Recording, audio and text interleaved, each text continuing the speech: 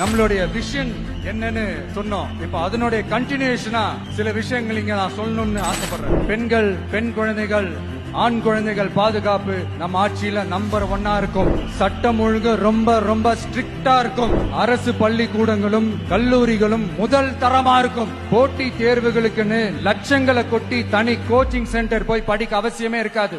ஏன்னா government school, college சிலபஸே போட்டி தேர்வுகளை ஈஸியா சந்திக்கிற வகையில் அந்த ஸ்டாண்டர்டுக்கு ஏத்த மாதிரி அமைக்கப்படும்.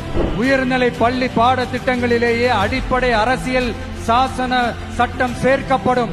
மாநில மற்றும் ஒன்றிய அரசு அலுவலகங்கள், வங்கிகளின் செயல்பாடுகள் மற்றும் அவற்றை அணுகும் முறை குறித்து மாணவர்களுக்கு தெளிவான புரிதலை ஏற்படுத்தும் வகையில் தேர்வுகள் அற்ற செயல்முறை பாடமாக கற்பிக்கப்படும்.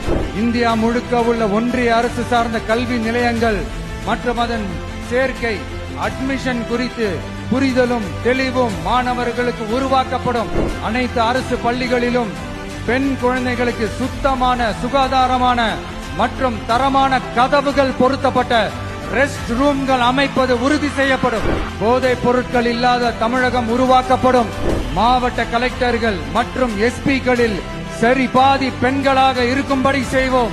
மலை கிராமங்களில் அரசு ஆரம்ப சுகாதார நிலையங்கள் பிரசவம் பார்க்கும் வசதியுடன் அமைக்கப்படும். பஸ் போக்குவரத்து இல்லாத கிராமங்கள் மற்றும் மலை கிராமங்களே இல்லை என்ற நிலை உருவாக்கப்படும்.